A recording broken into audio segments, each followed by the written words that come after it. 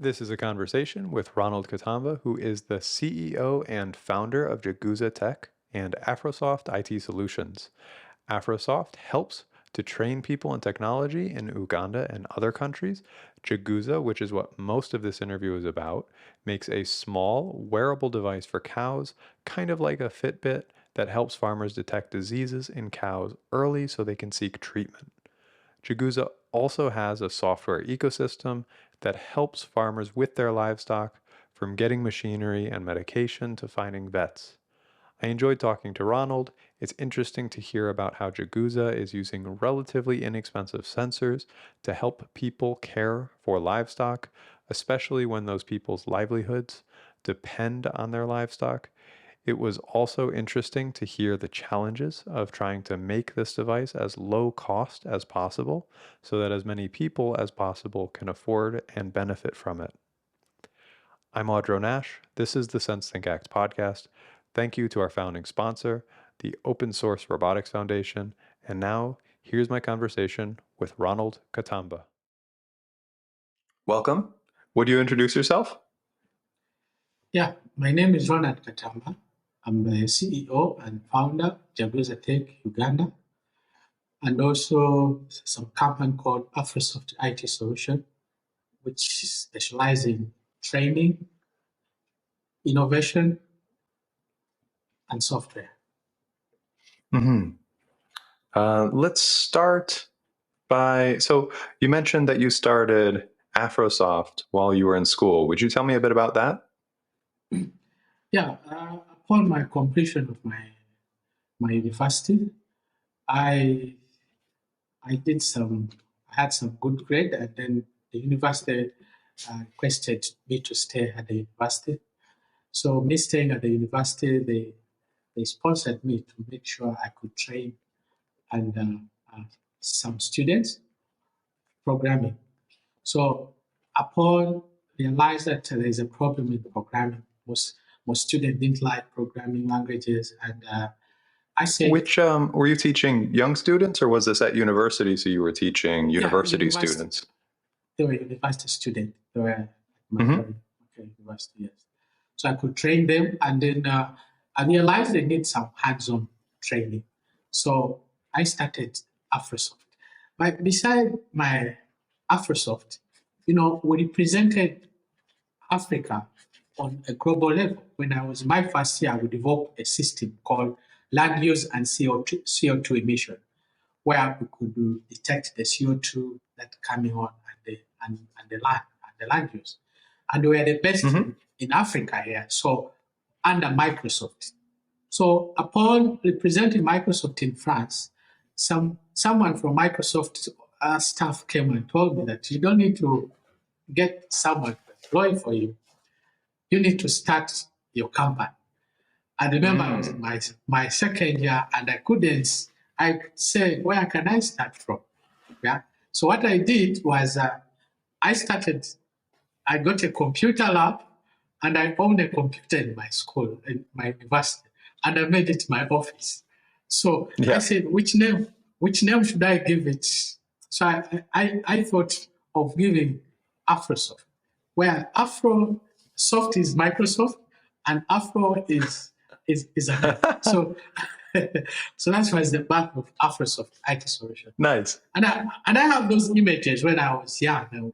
When I have even the price where so every time I look at the company, I remember my Microsoft, where they advised me to get someone from Microsoft. Actually, he was part of the developer of Visual Studio. So he told me, you don't need to work for someone. You can start your own. I didn't have where to start from, so I had to make sure I start from scratch to make sure I could reach where I am. Right now, my company is one of the best software companies. We have been training more than 7,000 graduates. They have testimony. They can come. We train them hands-on in robotics, in IoT, embedded systems. Others they go for soft skills like hardware maintenance, networking. So we give them that knowledge such that when they have graduated, they don't look for jobs. They can start their business. Others they know where to start from. So we have created number of employment to some of the students here, because some of them they come from Kenya, from Tanzania, from Uganda here. Different universities, we bring them together, and then we make sure we train them. And we have companies. We take them to companies to make sure they could learn communication skills. In the IT industry, even if you know how to program well, but you don't have communication skill, it's also very important. So we take them to organization. They learn skills, how to be inside. When they finish their third year, they can easily be well fit in the organization, this organization, because they know what they're doing from that side. Yeah. That sounds great. How do you what is the method of teaching? How do you help them develop these skills? Yeah, we don't have PowerPoint in our training. So well, it's already a great start. Yeah. Yes, we don't have PowerPoint. So we bring a hardware and say, this is Arduino. How do you use Arduino? Where I have this component and this one and this one. So let's start. They do them. They can come at any time. They do them themselves. They have that kind of trainings. But besides that, we also have organizations which can come. Experts. For example, we bring people, experts. They come and talk to these young people. They encourage them. They show them that they can also make it. Yeah. We bring experts like someone from a hardware company. We bring them and we show them this is the person who has done a hardware training. He's doing this. He's doing well. By doing that, we encourage them and we give them hope to make sure they can be able to continue with what they're doing in future. Gotcha. How long has this been going on? So how long has it been since you were a second year in school? Yeah, it's now 7 years, because we started in 2014 up to now. And so far we have trained more than 7,000 young graduates. And they have That's awesome. Yes. So I finished my school in 2013, so I had to make sure I start those. Where are all of these students? Where are your typical students, I guess? These students, they come from different universities. Yeah. So we have, in Uganda, we have more than 11 universities and above. So we pick different students, like 20 on different universities. We bring them together and then they interact within different universities and different students. We mix them and then we make sure we can give them the hands-on training. But for sure.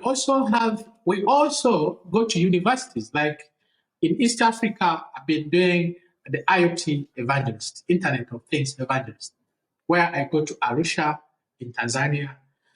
I go to the university and bring a bootcamp, like hackathon. We show them how to use hardware and software. We do them how to connect the Arduino board and then also the mobile application. So for the robotics, we train young kids like secondary school, college school. Those are the ones who do robotics. Yes. So that's great. Yes, we started the robotic academy to make sure we could improve young people how they can use robotics to help to solve problems among communities. Yeah. Do you have any? So it's been 7 years. Do you have any stories of students where they've created a company or gone off and done things that you find exciting? Of course, I have one of my students who, through the training of software, they have started their company. They are now they're making a lot of money. Actually, a lot of money. They are making a lot of money. Others they have come up with a graphic design. I give you an example where I am here. He was one of my students who started such kind of thing. Yeah. And he started growing and is now doing an online uh, TV stations, or radio, metaserve, Oh, and cool. so on. And it's really interesting to see such kind of things we are doing. Yeah. Hmm. Where where is this going? Like, where do you think, is it Afrosoft? Is it just kind of chugging along? Are you refining the process, trying to reach more universities, or like, where do you hope it is in 5 years from now? We hope to start an institution to make sure we could focus in hands-on training. My focus with Afrosoft is to make sure we start an institution with focus on robotics, AI, machine learning, and these other technologies to make sure we empower these young people to join and be the help the communities. Because I started Jaguza through Afrosoft, and I started it on my final year project. I can give you some of the background why. Yeah. Sure. Me, I'm an orphan. I'm an orphan. I lost my father, my mother, so I'm just one person. I'm sorry. With, Yeah. with two. Yeah. So I couldn't go back to school. I used to rear rabbits. You know rabbits? Rabbits. I used to rear rabbits to go back to school. So every day, every time I come, I rear these rabbits, I sell them, and I get fees, and I go back to school. So there's that one day when all my rabbit died in one night. So Oh, I no could way. not. One night, I come, I find all of them are dead. So I could not go back to school. So I had to sit and wait for another time. So I started afresh. So when I came to the university, I thought of coming up with a technology that will detect disease in the next 48 hours before the disease manifests. And that was the birth of Jaguza.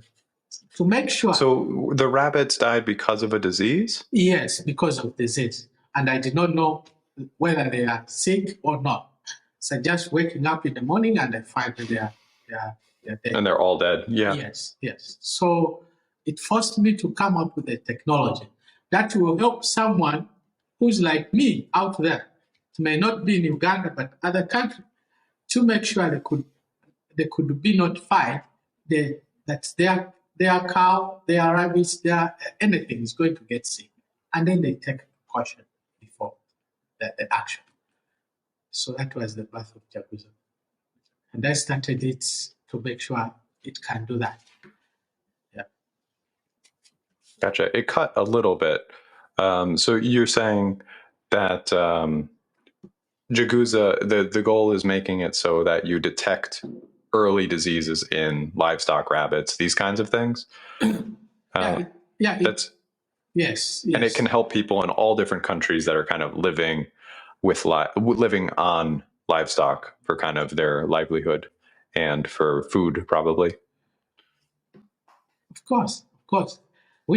This is not only for Uganda, but other countries can also use such kind of technology because of its functionality and what it does to make sure it can help them.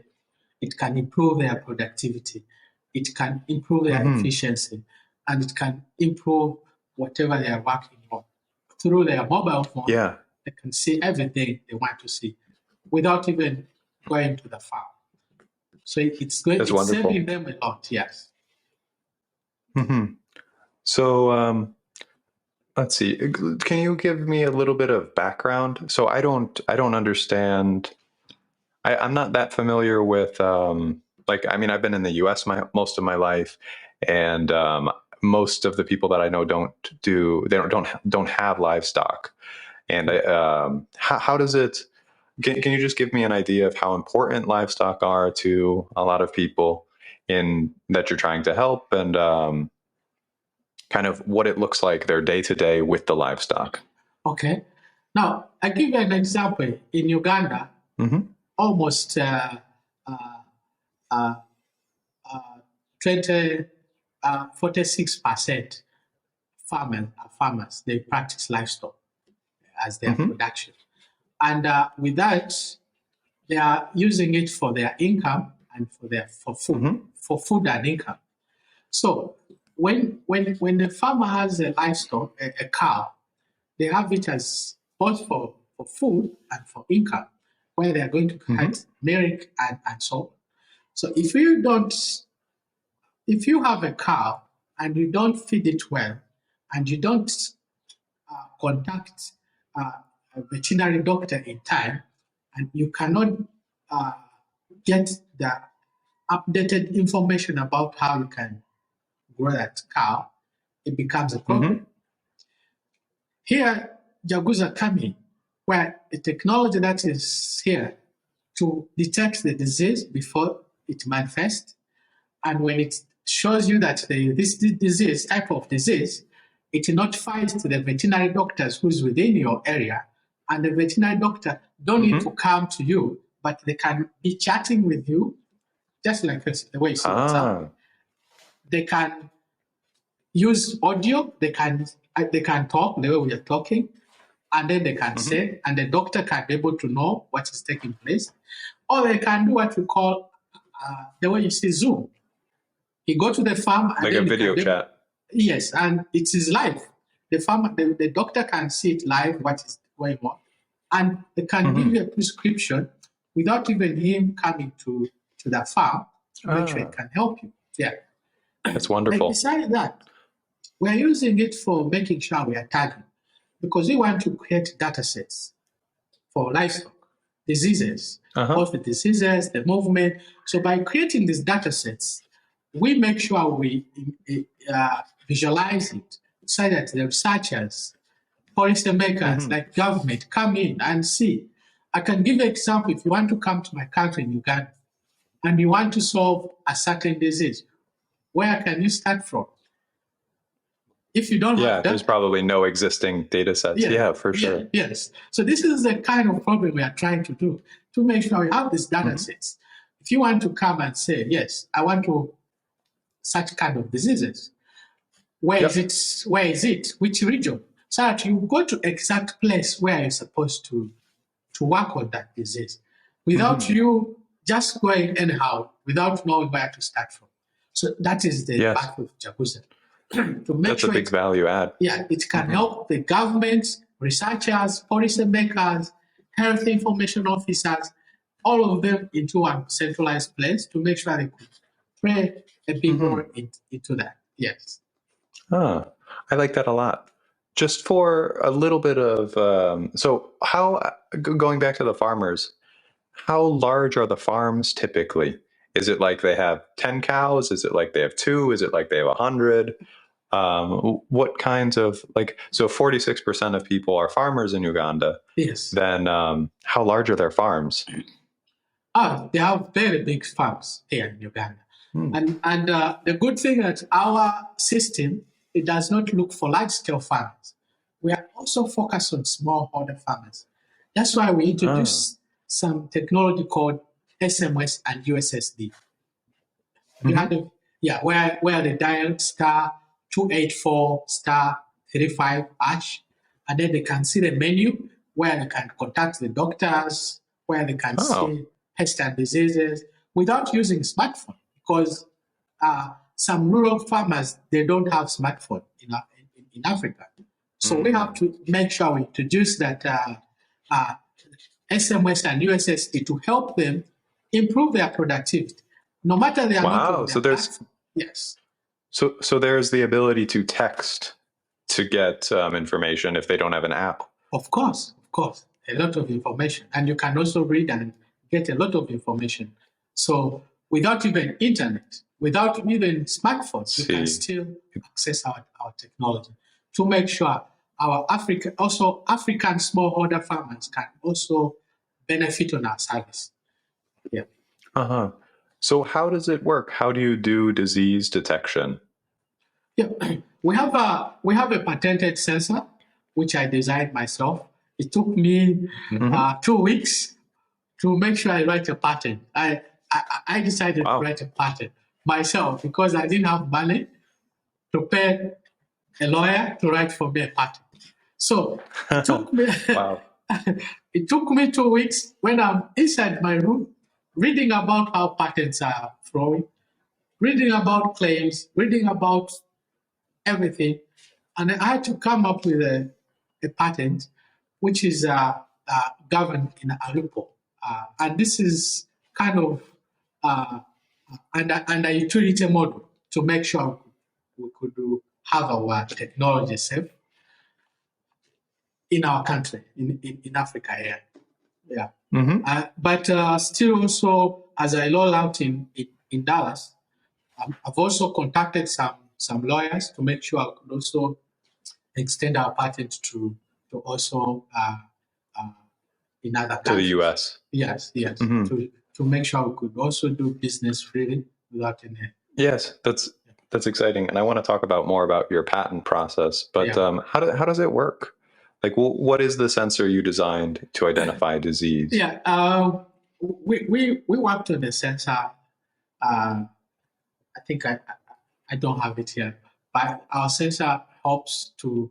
It has a solar power, so you don't need to charge it. It involves solar, and also that's nice. It also involves more like attached with GPS and other hardware, which are I may not disclose right now. But what it does is it helps farmer to make sure they know the disease that's happening. Because at first we started with the temperature sensor and we realized that it will not work well, and we had to go advanced to the real disease that can happen to the cow. Yes. So is it a camera, or what? So temperature wasn't a good way of finding if it was a disease. Is camera? You look for like discoloration or behavior, or what? What kind of actual simple sensor component do you have that you get to understand if it is a disease or not? Yeah, we build our sensor based on the activities of the animal, how the behaviors of the animal. Oh, so we realize that we can write algorithm that can help when the cow is not eating. You can know when it's not taking water. You can know when it's not moving. You can know. You can know. It's not. So different. So is it like a Fitbit? Is it like a Fitbit for a cow where it has an accelerometer? Interesting. So you look at the activity. More like that. Yes. That's so interesting. And more also on the disease part, we also give it because we use ear tags, so that ear tag is attached exactly to the cow's ear, and it can also correlate and give you if it's FMD, foot and mouth disease, it notifies you that this might be this kind of disease. And then you can also do what we call you also maybe get the doctors and come and make sure they make some kind of So you have a GPS. I assume you have some sort of transmitter to send the information somewhere. And then you have an accelerometer probably that you use to identify if they're walking or moving around. So the combination of the accelerometer and the GPS are probably very useful for identifying activity. Okay. Do you have additional sensors in there that are maybe looking for specific diseases, or do you just detect a decrease in activity and go, I think the animal might be sick? No, we all did all those parameters, the activities, but we failed to get if my cow is sick, what could be the problem? So until we had to make sure we find out exactly, but we are not focusing on all diseases. So far, we're focusing on FMD, foot and mouth disease, myitis, and then also is East Coast fever. So those are the kind of diseases so far we're focusing on. Yeah. And how do you distinguish between these? Are there different like activity patterns, or do you have any other sensors on the cow? No, we don't have other sensors, but we use different patterns that comes within I see. activity of cows. Yeah. And it lets you distinguish between these diseases. Yes, yes. You go, oh, they probably behave this way if they have foot and mouth, and they behave this way if they have East Coast fever. Yes. Gotcha. What does it look like? Is it like do you strap it onto a cow's ankle like it would be if it was a Fitbit, or do you put it on its back? No. Or what does it look like? It's on the on the neck? Oh, on the ear. Yeah, on the ear, yes. It's on the ear. But the reason why we do that is to help us in first, you cannot detect a disease when it's just a belt on the cow. So it has to touch at least something like on the cow. So we did our research. It took us some time to make sure we could identify. Yes, when you put it here, at least it can be able to know what's taking place. So we used another sensor where we fix in the ear, inside the ear, and that one was also working, but it was being different parameters, which we did one. So we decided to use this one because this one can use even solar. You don't need to remove it and charge it, so you can charge itself. Yes, it charges itself. So you have a little solar panel on a cow. So a cow's walking around with something in its ear, and then it has a little solar panel on it. Of course. That's very funny. Yes. Okay. And the one in the ear, did that do like temperature sensing, or what? And how is it connected? It was specifically for activities, for temperature, that one. But that's the one we started with, but we no longer use that one now. We are using this one here. Yeah. Okay. And how big is it? Like, is it like a I don't know, a big solar panel on the back of a cow, or is it a little thing? I don't know. I'm just trying to picture it. Actually, it's 5 grams. Its weight, it's 5 grams. So it's light. When you put it on the ear. Yes, very light, 5 grams. If you know how 5 grams, it's very light, very light. Yeah, super, super light. How do you, what is actually in there? Like, how, so in that little 5 gram package, so I'm imagining a very small piece of hardware. And in that 5 gram package, you have a GPS, you have an accelerometer, and you have probably some sort of way of transmitting the data over some sort of cellular network, I would imagine. Is that correct? Of course. And then you also have the solar panel, so it needs some sort of like, I don't know, some sort of power system for that and the solar panel. Yeah, the reason why we integrated solar panels, Africa has remote areas where there's no electricity. You cannot take your technology where there's no electricity at the top. So we have to make sure we integrate solar panel where even remote farmers, smallholder farmer, who has 5 to 10 cows, can install our technology and they can be able to use it. It's not for only those who with large-scale farm of 100 and above who can use our technology only. So that was the path of how can we create such kind of technology that will be specifically for everyone, not only smallholder, large-scale farmers, but even smallholder farmers. Because you can't go to the village, there's no power, and you bring a technology, it will not work. So we have to make sure we use, such kind of. Gotcha. So how does is this only for cows, or are you doing rabbits as well, or any other sort of animals that people may keep?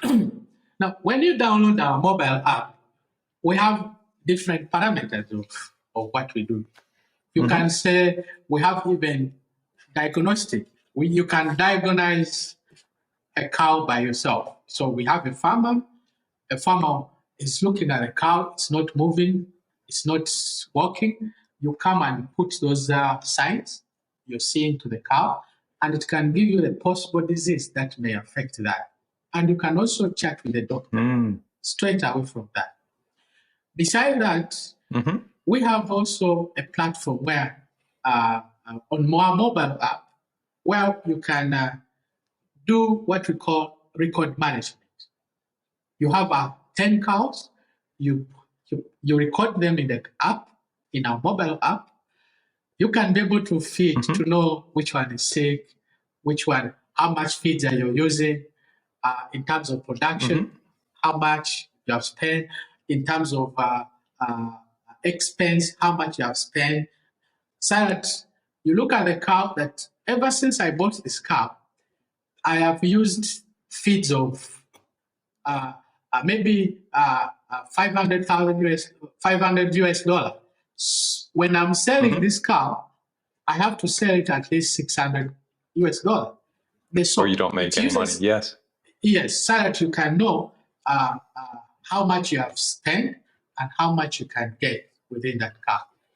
So it has that management system where you can record, you can know which cow is vaccinated, which cow is under heat, which cow is been inseminated, which cow needs attention, which cow, how much milk have I made for a day, in the morning and in the evening for this individual cow. You have all that data, and that data, it gives an insight because we give you access to visualize this data, and you can make actionable insight out of this data to know your production, and then by the end of the day, you improve your production between to the farm. Yeah. For all of that data, you are getting data from the cows because they're wearing these sensors. The rest of it is manually entered, but you still are able to explore the data through your interface, correct? Yes, of course. Apart from the sensor, we also have data we give to the cow. You can enter to the cow. For example, feeding, expense, milking, and so on. So we get this data. You can also visualize this data and get actionable insight out of this data. So for decision making, maybe for you can also call the farm manager and ask them, why is this like this? How come my cow did not give birth? Yeah. It froze a little bit on my end. What were you saying? I was saying by doing that, you can even call the farm manager and ask, how come yesterday I had 5 liters of milk and in the evening I'm having 2 liters of milk? So you can be able to, the system can be able to use AI. We use AI to make sure it can give you that analytics. You as a farm manager, farm owner, yes. Gotcha. That's cool. I think I want to talk about the AI in the future. Going back to the data set. Yeah. So the data set that you have, what's the intention with the data set?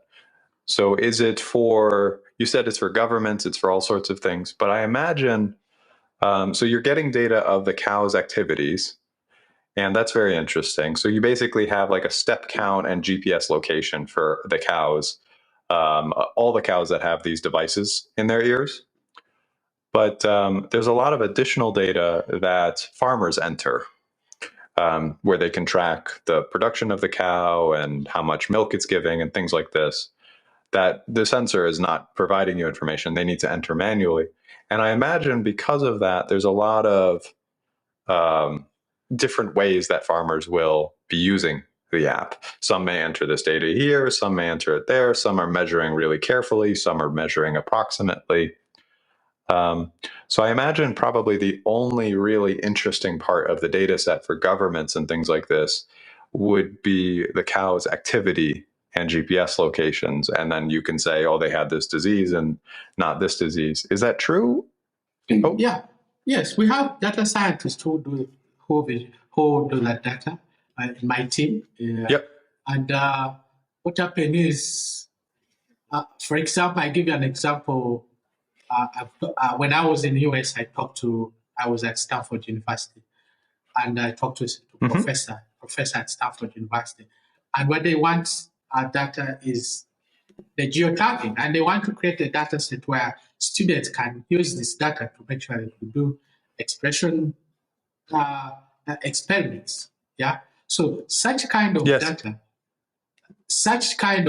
can help because we do geotagging.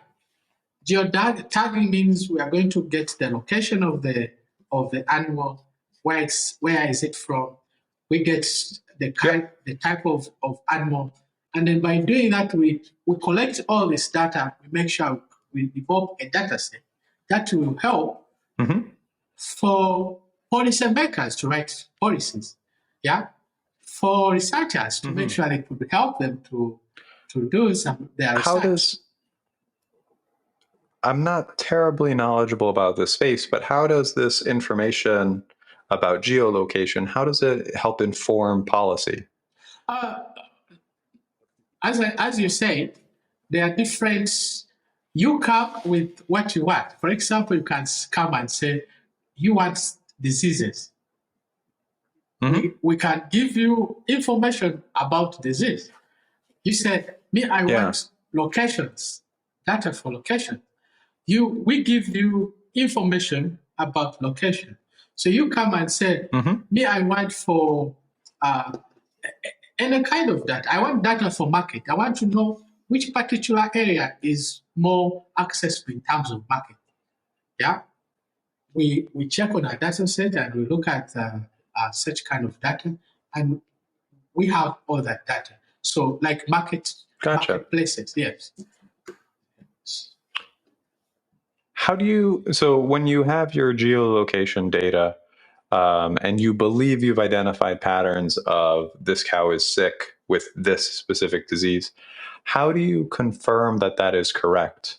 Do you go and ask the farmer to go ask the veterinarian if the cow is sick with East Coast fever, or how do you get a label on this data? Of course, the moment, because right now it's just raw data. Yes, the moment you know, as far as I understand, the moment you know that your cow is sick, there's an option where you can contact specialized doctor who is specialized in FMD.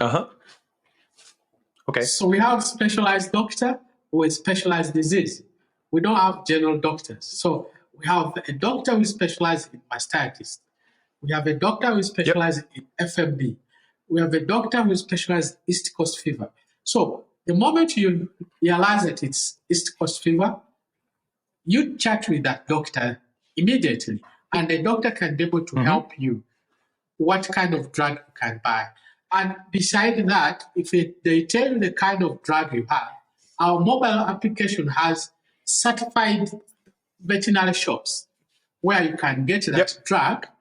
You can order it immediately and they can bring it for you at your doorstep. So you look for that drug, you look for that certified drugs. On our platform, we have certified shops which sell drugs. So you can contact them and they can bring for you. You can order and they can bring it for you at your doorstep. So that you can be able to treat at very fast to make sure it doesn't go beyond the sick. Gotcha. So when you realize that a cow probably has something, you can contact the specialist doctor for whatever the disease is. And then the specialized doctor can contact you at Jaguza and say, this cow had East Coast fever or something. And then you add it and say, we saw this activity of the cow. We confirmed that it has East Coast fever now.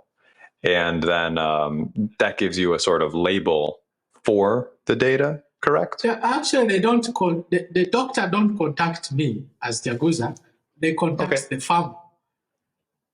Yes. But in your data, how do you confirm that it is a disease and not just a cow being kind of funny in how it's walking? Because we give access, we have an API that connects the doctor's information from the cows so that the doctor can be able to see that data. the history of that cow. Yes, they treat based on the history of the cow. How was it last year? Which kind of disease it was affecting mostly? So he has to look at that data and then look at the information the farmer is telling, and then he can write a prescription about what the farmer can buy and treat that cow. Yep. And how accurate, do you have an idea of how accurate these detections are? So if you have this history of the cow and you recommend this disease, do you have an idea of how likely it is that your recommendation of a specific disease is correct? Yeah, I'm a software engineer, and we have experts who are veterinary doctors, specialized doctors. So when they look at the sign and symptoms of the particular cow and they give a recommendation, they make sure that they can give that person. And also on our system, I've been working with different universities in Africa, like in South Africa, University of Limpopo, in Mozambique, in Namibia. We are developing a disease database for all livestock diseases. So we have more than 80 diseases right now on our mobile app. So you can view the image of the disease. If it's FMD, you can know, this is FMD. The description of the disease, the sign and symptom, the prevention, and then the treatment. So you can get all that information to make sure you can read it and know. Even if you don't contact a doctor, by reading the signs and symptoms, you can also know what could be happening to your cow. Gotcha. Yeah, very interesting. How long has Jaguza been working on? Like, how long has Jaguza been around, and how long have you been doing this disease detection? We started, as I said, I started it as a final year project. And then after that, after graduation, I started a company. That's in 2014. That's when we started. Yes, we started working. Actually, 2014, 2016, that's when I won a global award in Fiji. And in Fiji, they are using this technology. You know Fiji? Wow, that's exciting. Yes, so I had to travel to Fiji under Commonwealth Telecommunication Organization. They gave me a global award that would be in 2016.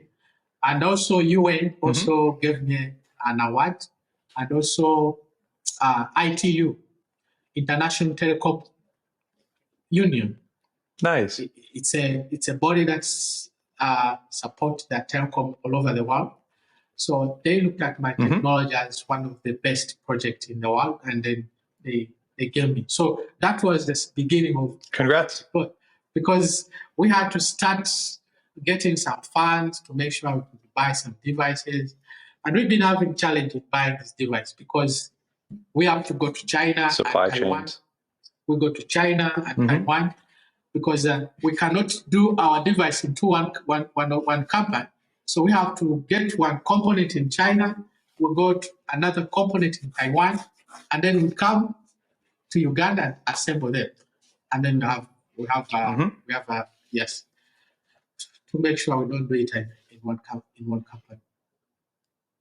Yeah. Have you guys been experiencing difficulty with supply line or supply chain stuff? So getting components for making devices? A lot of problem, but we are looking at some investment to make sure we start our manufacturing plant here in Uganda, where we want to start. Where we want to start manufacturing this device. And one, we are going to create employment to young people. Two, we are going to reduce the price. Where we sell $15, we want to come to $4 or $3. Wow, to make sure that's a big reduction. Yes, and 5, we want to supply to the neighboring countries and other countries to make sure they could also have such kind of service and easy to that. Because we have many countries that are coming to us. So far, like 5 countries, they want our technology to work. But we don't have the capacity to do that. So we've been looking for seed labs in investment to make sure we can get this money. We start our plant, and then we spark the Africa and other countries. Yes.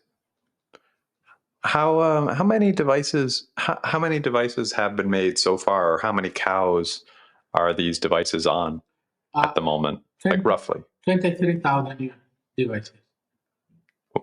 Wow, that's quite a lot. That's exciting. And and you said they're selling for about $15 a piece right now, and you want to make it go to $4 per piece?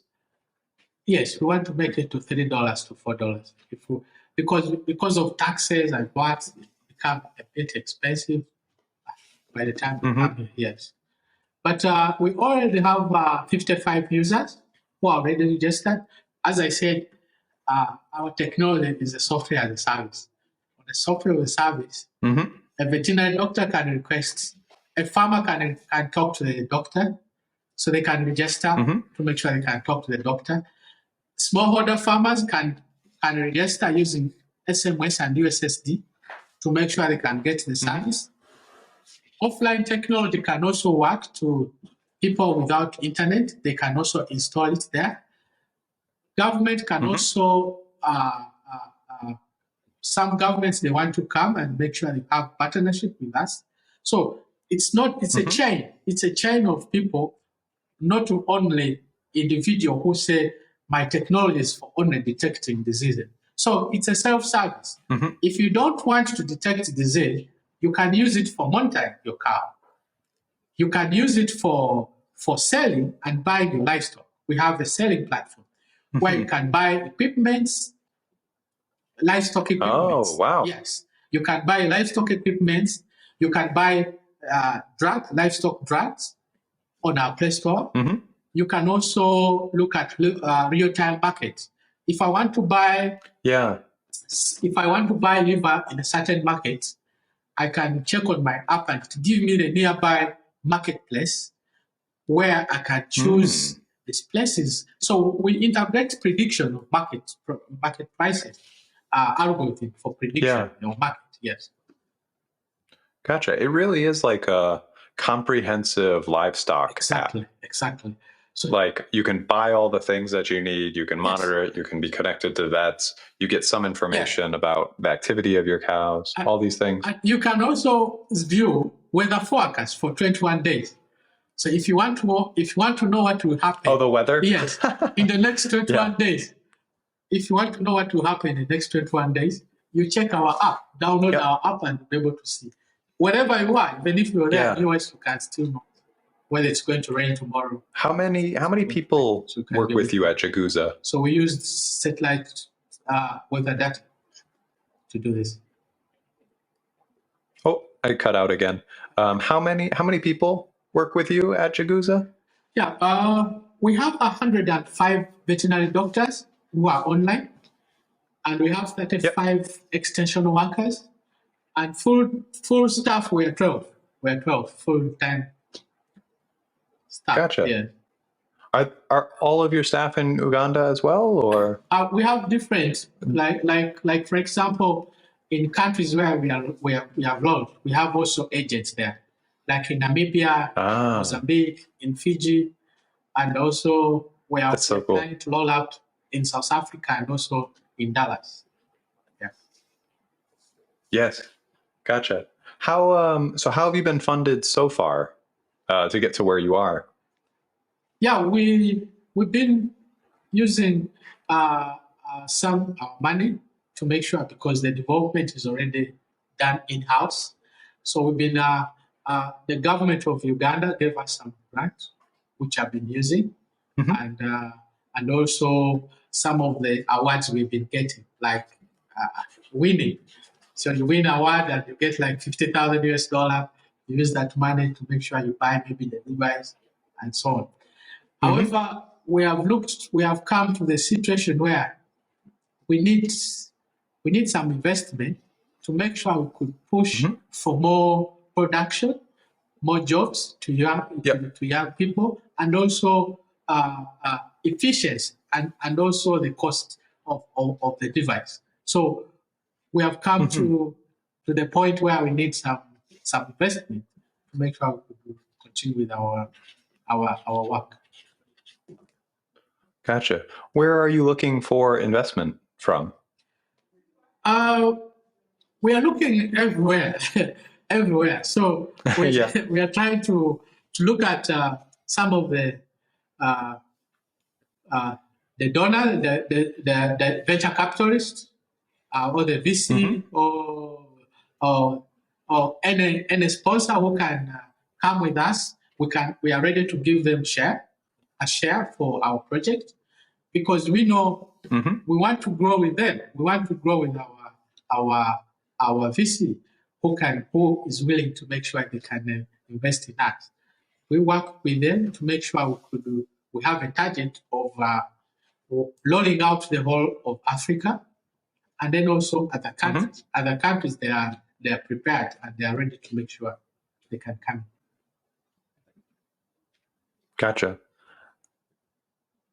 Let's see, it's frozen again.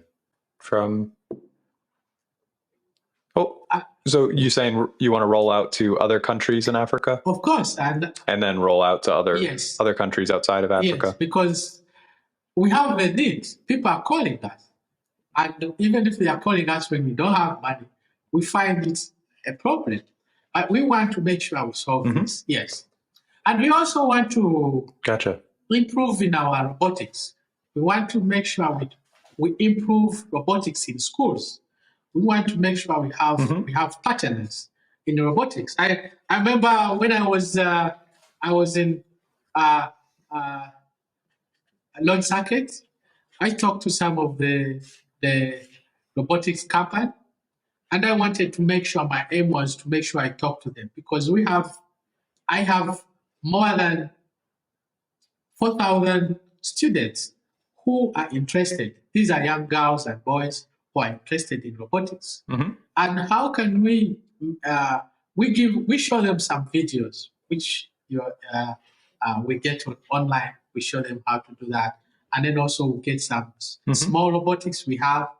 But if we partner with some organization, and we say they can also supply us with some robotics to make sure we go to school, we show them, we train, we promote science in colleges to make sure they could embrace such kind of robotics. Yeah, that is also a big thing, and I dream making sure I do something like that. Yeah, for sure. It's a big investment in the area. And then if you have a bunch of skilled roboticists that come from the young people around, then that's really wonderful. Do you, when you're looking for investment, are you looking in different countries, or are you focusing mostly in Uganda, or are you looking in the US or Europe, or where? Like, I don't know, just how are you thinking about this? You're saying everywhere, but when you look at what does it mean? When you look at investors come in different countries. So someone can, like in US where I was, there are some who are interested in my business. Just looking at me on CNN, they say, okay, I'm interested in what you're doing. And we negotiate with them to see how we can best get the deal. But I know in US there's a lot of markets, and I've seen, for you are saying there's no cows, but I know states where there's too much cow. Actually, even when I was in San Francisco, on the border of Mexico, there's a lot of cow there. And there's urgency on our technology to make sure we could go and solve that problem. Or when you go to Arizona, there's also urgency. There's a university in Arizona that I've talked to. They want to use our research data. They want to use our technology as a research data to make sure they could improve. They could train some students using our data sets. Stanford, I told you about it, and I see there's a big market. And if we get invested in US, we can still see how we can stay and work on our innovation. We find it unique before even we come to other countries. But we make sure we need some investment to make sure. Gotcha.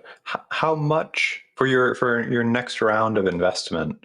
How much would be a meaningful amount for you? Is it like a few Uh, million? Is it like tens of million? What are you? no, we're looking at A $2 million. few 100,000? 200 2 million, million? $2 million, yes. And with $2 million, we're ready to give 25% equity to make sure we work with the investor who's going to help us to make sure we could move with him in the journey. He benefit, we also benefit in the long run. Yes. Yeah, for sure. What's the, I don't know very much about Uganda and their investor climate or other African countries. What's the investor climate like in Africa and in Uganda, in your Yeah, experience? yeah. It's not actually most investors they come from London, from US, South Africa, Mm-hmm. and then they come to Uganda. So we haven't gotten a base where you can go unless you want what we call a loan from the bank. You get a loan from the bank, and then Mm. you start building, but you find you get a loan of uh, of 500,000 US dollar. By the time you're taking it back, you're taking almost half, 750,000 US dollar. So it becomes a bit hard, expensive to make sure you get a loan. Yeah. So those are the kind of challenges that we've been facing. So the loans are on pretty harsh terms in a Yeah. sense. So you end up paying a lot more than what you Yes. take out. Yes. I see. So you take a lot and it gets small, and you have to make Mm-hmm. sure you take it in time. So you have to be on pressure. That's why we've been using Yep. some small fund to make sure we can move. Gotcha. Are you guys so are you profitable just by the devices you're making and the app at the moment? Or it's like maybe you're bootstrapping and growing a little bit, but you want a big injection of capital to help fund additional production and bring down the cost, this kind of thing. But are you profitable as it stands? Yeah, yeah, we are getting money. We are happy that at least where we are right now, we had started getting some investment. But now Mm-hmm. the most challenging thing is here in Africa, when you can't sell a farmer a $15 device. Yeah, that's they look at it as very expensive, and yet when you come to US, they can say this is very cheap. It becomes cheap. Yeah, so that's the kind of Yeah. challenge we're having. But farmers have challenge, but they're saying your service is very expensive. We cannot afford. And at the end of the day, you find yourself when you are in a should I give them this money? But when you look at the time you went to China, to Taiwan, the tax you've paid, it's on your back. And when you give them at a Mm-hmm. low place, you're not going to get any money. So we are also Yeah. want to try to engage government of Uganda to see how they can waive for us taxes. Yeah. If they waive for us taxes Mm-hmm. become cheaper, and even to the farmer it will become cheaper so that we can move. Mm. Yes. How expensive are the taxes? It makes a significant difference. Very expensive. Very expensive. Yes. Like what? Like, can you give me a percentage? Is it like 15%? Is it More than 20%? Is it more, more? more than 50? I don't know. 40%? that. Is it above? Yeah, that's a challenge we are having now because you cannot. Can you tell me what the actual taxes are? I'm curious now. I mean, I can keep guessing, but yeah. No, I don't want to talk about government taxes. No. Okay, so it's very high, and so if Yes. they reduce it, you can be much more competitive in your pricing, Yeah, yeah, which we're makes it trying. easier to get it out to farmers. Yeah, I'm trying to talk to the Commissioner of Uganda Revenue Authority, URI, to try to Yeah. see if we bring this technology, it's going to help farmers And these are local peasants who have been storing their cows. And we are bringing this technology to help them. And their aim is to also help these people.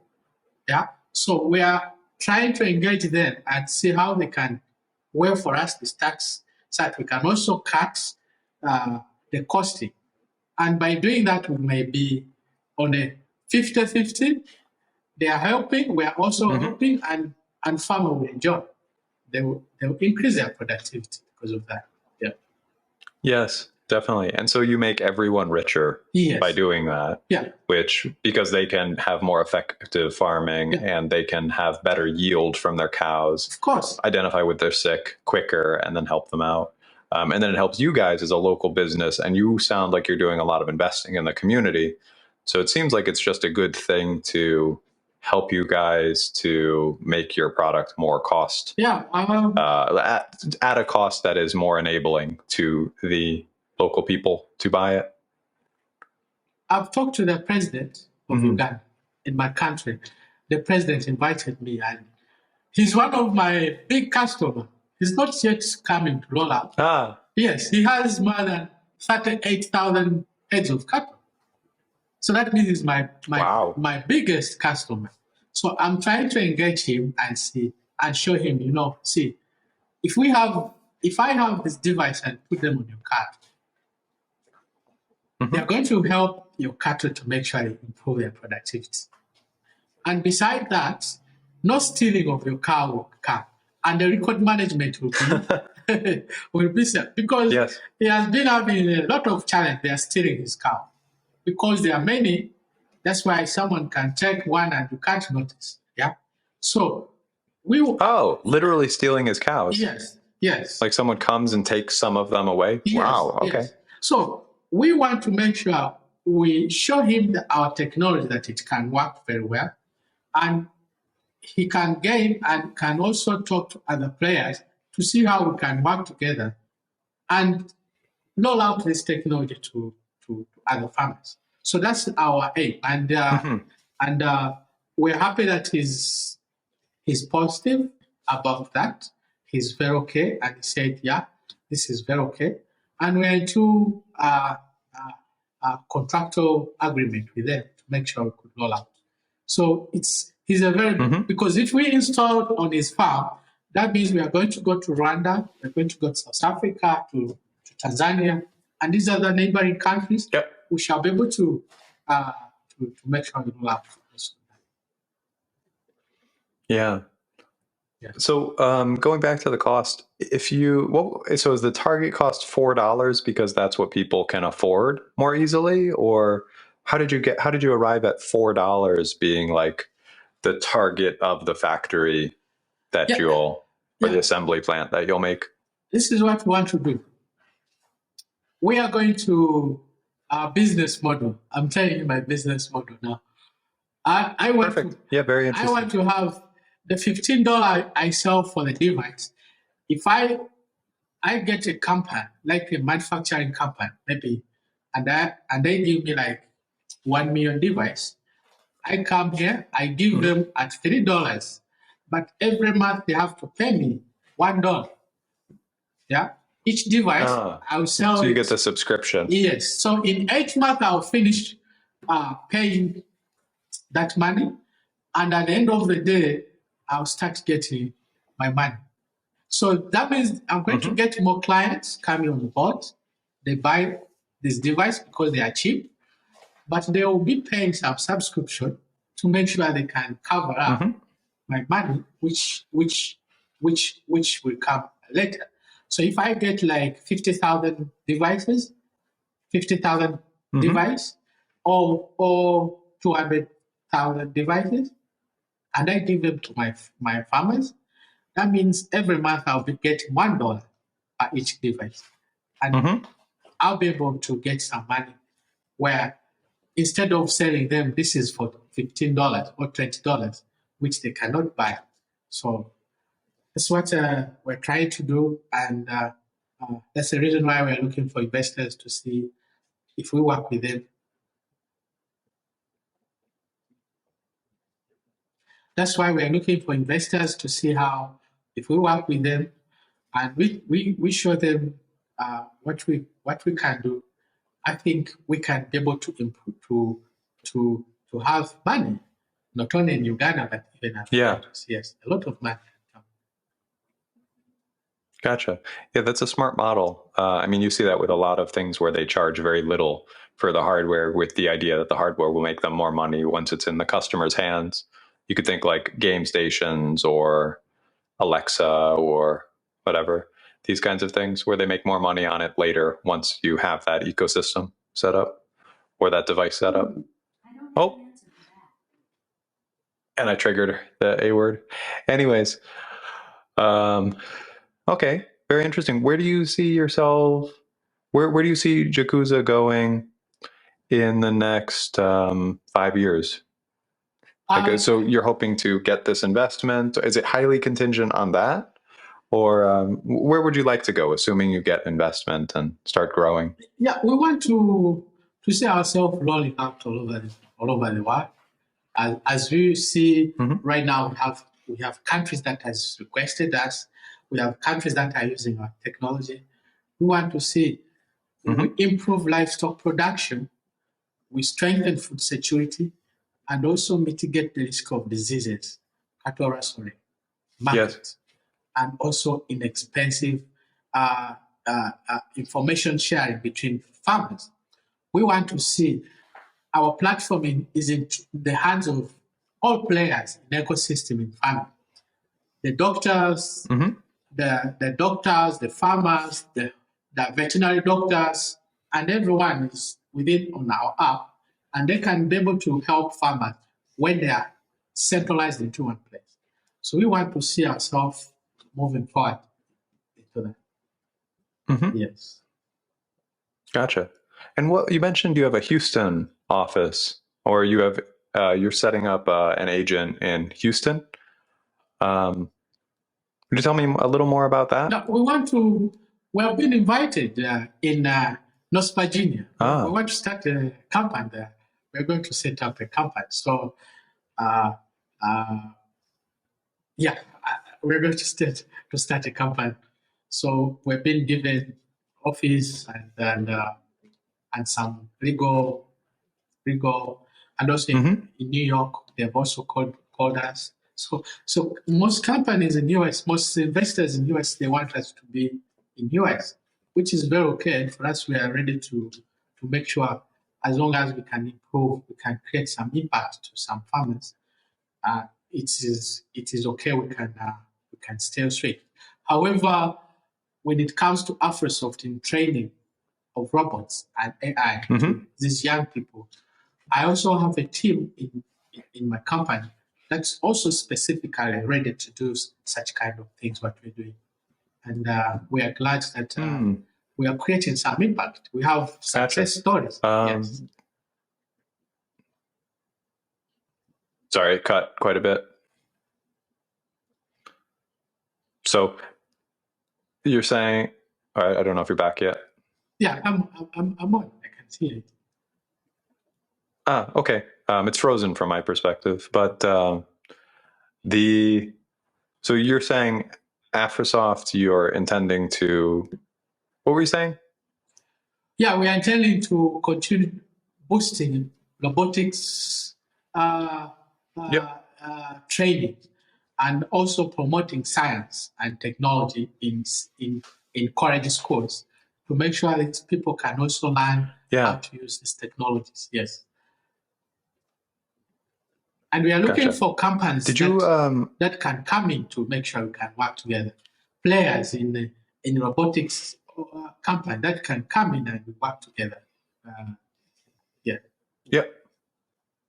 What would some of the good companies be? Not specific companies, probably, but like, what would some of the areas of companies be that you are interested in? Like a company who does this or that. What would those things be? Yeah, in terms of robots, like companies that deals with trainings, robotics in schools, young people, and then also advanced robotic technology, like in agriculture, how we are using. I think you saw my photo. I was at Stanford University working, doing some training about robotics. So are there any links or contact info that you'd like to share with our listeners and watchers? Yeah, we have been working with a couple of projects, and I have my co-founder called Christine Kihunde, who has also worked on a drone technology for detecting crop disease, and it also detects using mobile phone. You can use mobile phone to detect crop disease and a drone. And our technology, we're trying to empower farmers to make sure they can improve their productivity. So they can catch up through our social media, YouTube, on our website, Afrosoft, JaguzaFarm.com and AfrosoftUG.com. And also, they can also send us an email where info@afrosoftug.com, and we can also keep interacting with them and see how best we can work together. We're open to work with anyone who has the same same Like vision? yes, vision, which we always front. Yeah. Awesome. Well, thank you very much. Yes, thank you very much also, and I'm happy to have a chat with you, and I'm Me so too. glad to. I think we can start from there next time. Hell yeah. Awesome. Bye, everyone. Bye. That's all for my conversation with Ronald Katamba. See you next time.